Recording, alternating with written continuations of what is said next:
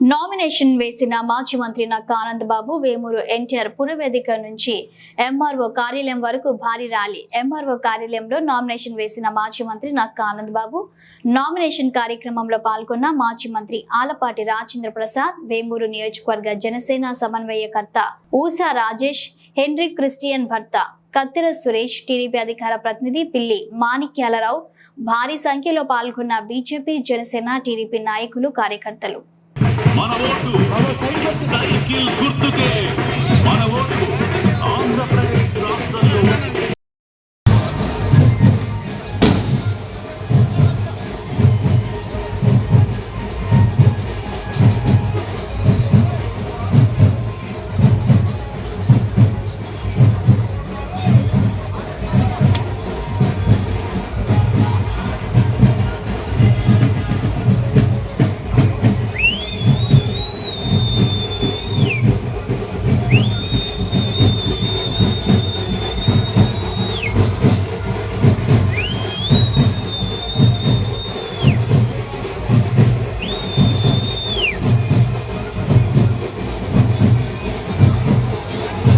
Side దయచేసి side ఏంటన్నా అన్న ప్రత్యారాధం ఎక్కుతారు. దయచేసి ప్రతి ఒక్కరు ప్రత్యారాధం ఎవరైనా అడగాలన్నా.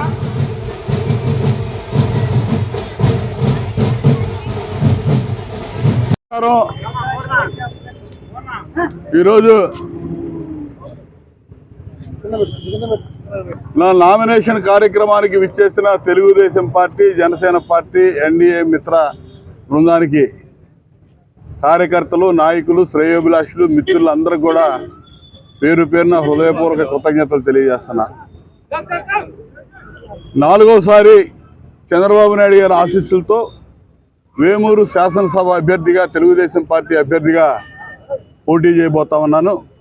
ఇప్పుడు తెలుగుదేశం పార్టీకి మరి జనసేన పార్టీ పవన్ కళ్యాణ్ గారి నేతృత్వం వారు మద్దతిస్తాం. గత 3 సార్లు నామినేషన్ దాఖలు చేశాను. ఇది 4వసారి. ఒకదాన్ని ఒకటి మరి నా దగ్గర అధికారం లేదు, కానీ కార్యకర్త అండదండలు, నాయకుల యొక్క ఆశ స్పష్టంగా పడ్డాయి. ఈరోజు ఇవాళ ఒక నామినేషన్ దాఖలు చేస్తున్నానండి ఒకట చెప్తే ఇవాళ ఎంతమంది జనం వచ్చారో మరి నాకైతే వర్ణించడానికి మరి మాటలు సరిపోవట్లేదు. అంతమంది ఈరోజు అటెండ్ అయ్యి నాకు ఆశీస్సులు అందజేస్తున్నందుకు వారందరికి కూడా ఏ విధంగా రుణం తీర్చుకోవాలో అర్థం కావట్లేదు. అందరికీ పేరు పేరున ధన్యవాదాలు తెలియజేస్తున్నాను. 21 రోజులు ఇక ఎన్నికలు ఉన్నాయి. 5 సంవత్సరాలు జగన్మోహన్ రెడ్డి పరిపాలనలో రాష్ట్రం సర్వనాశనం అయింది. ప్రతి నియోజకవర్గంలో తెలుగుదేశం పార్టీ కార్యకర్తలు కానీ, జనసేన పార్టీ కార్యకర్తలు కానీ ప్రజాస్వామ్యంలో చవిచూడనటువంటి కష్టాలు చవిచూసాం. ప్రజాస్వామ్యం, రాజ్యాంగం జగన్మోహన్ రెడ్డి పరిపాలనలో నిట్ట నిలువున పాతరేయబడింది ఆంధ్రప్రదేశ్ రాష్ట్రంలో. ఇలా ప్రజాస్వామ్యాన్ని బతికించుకోవాలి, రాజ్యాంగాన్ని రక్షించుకోవాల్సిన బాధ్యత ఇలా చంద్రబాబు నాయుడు గారు, పవన్ కళ్యాణ్ గారు వాళ్ళ భుజాల మీదకి ఎత్తుకొని ఈ రోజున అనేక రకాలుగా కష్టపడతా ఉన్నారు. ఒక ముద్దాయి, ఒక నేరస్తుడు 12 కేసుల్లో సిబిఐ ఛార్జ్షీట్లు ఎదుర్కొన్నట్టు ఒక నేరగాడు రాష్ట్రాన్ని ఏలుతూ ఇవాళ తన మీద ఉన్నటువంటి ఆరోపణలు రుజువు చేసుకోకుండా కోర్టుల నుంచి తప్పించుకొని ఒక దొంగ తిరుగుతూ చంద్రబాబు నాయుడు గారు కూడా మసి అంటించాలనే ఒక ప్రయత్నంలో భాగంగా అక్రమ కేసులు పెట్టి జైలుకు పంపించిన పరిస్థితి రాష్ట్ర ప్రజలందరూ చూశారు. చంద్రబాబు నాయుడు గారికి ఏమి కాదు, తెలుగుదేశం పార్టీకి ఏం కాదు, జనసేన పార్టీకి ఏం కాదు, కానీ ప్రజలు ఆలోచిస్తూ ఉన్నారు. రాష్ట్రం ఏమైపోతా ఉంది, రాష్ట్రం సర్వనాశనం అయిపోతూ ఉంది. వెనక్కి ఒక్క ఛాన్స్ అని చెప్పి ఒక ఛాన్స్ అప్పచెప్తే ఇవాళ రాష్ట్రాన్ని ఎడు తీసుకుపోయాడు అర్థం కావట్లా. మద్యపాన నిషేధం చేస్తానని చెప్పి మద్యం వ్యాపారం చేసి లక్షల కోట్లు దండుకుంటా ఉన్నాడు ముఖ్యమంత్రి. ఒక ముఖ్యమంత్రి స్వయాన మద్యం వ్యాపారం చేస్తున్నటువంటి పరిస్థితి భారతదేశంలో ఎక్కడా కూడా లేదు. మన రాష్ట్రంలోనే చూస్తూ ఉన్నాం. ఇసుక చంద్రబాబు నాయుడు గారి హయాంలో ఉచితంగా ఇచ్చినటువంటి ఇసుకని ఇవాళ వేల కోట్ల రూపాయలు అడ్డగోలుగా దోపిడీ చేసి ఇసుక బకాసడులాగా మేస్తూ వేల కోట్ల రూపాయలు ఇసుక కుంభకోణంలో దోచినటువంటి వ్యక్తి జగన్మోహన్ రెడ్డి. పేద ప్రజలు కానీ అందరినీ ఎడం చేత్తో ఇచ్చి కుడి చేత్తో లాగేసి నిత్యావసర వస్తువుల ధరలు ఆకాశాన్ని అంటుతా ఉన్నాయి ఈ రాష్ట్రంలో అని చెప్పి తెలియజేస్తా ఉన్నా. మద్యపాన నిషేధం చేస్తానన్న వ్యక్తి మద్యపాన నిషేధం కాదు, ఇందాక చెప్పినట్టుగా మద్య వ్యాపారం చేస్తూ గంజాయికి కూడా ఇవాళ యువతని బానిసలు చేసి రాష్ట్రంలో ఉన్నటువంటి యువతకి భవిష్యత్తు లేకుండా చేసినటువంటి వ్యక్తి జగన్మోహన్ రెడ్డి. ఇవాళ యువతరం భవిష్యత్తు కావాలి, రాష్ట్రానికి భవిష్యత్తు కావాలి.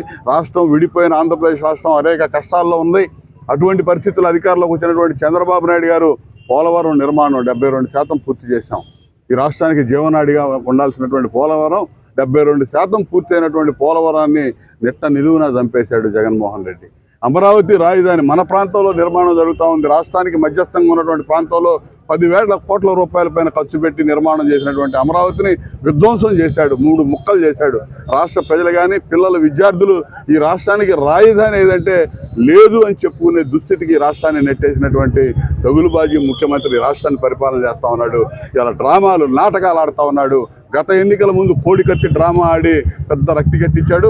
అదేవిధంగా వాళ్ళ బాబాయిని వాళ్ళ మనుషుల చేతే చంపించి వాళ్ళని రక్షించి ఈ రోజున వివేకానంద రెడ్డి హత్యను ఆ రోజున ఎన్నికల్లో మరి ఉపయుక్తంగా లబ్ధి పొందేటందుకు వాళ్ళ సొంత బాబాయ్ హత్యను కూడా వాడుకున్నటువంటి దౌర్భాగ్య ముఖ్యమంత్రి ఇవాళ రాష్ట్రాన్ని పరిపాలిస్తున్నాడు. ఇటీవల వారం రోజుల క్రితం కొత్త డ్రామాకి తెరదీశాడు. గులకరాయి డ్రామా విజయవాడలో ఈయన మీటింగ్ చెప్తుంటే ఎవడో రాయేశాడని చెప్పి అది కూడా తెలుగుదేశం పార్టీకి ఆ నెపం నెట్టడానికి ప్రయత్నం చేశాడు.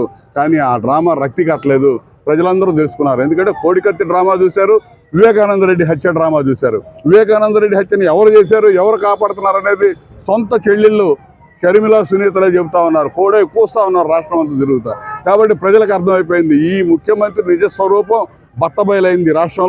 రాష్ట్రానికి బతుకు లేదు, యువతరానికి భవిష్యత్తు లేదని చెప్పి ప్రజలందరూ ఎదురు చూస్తూ ఉన్నారు.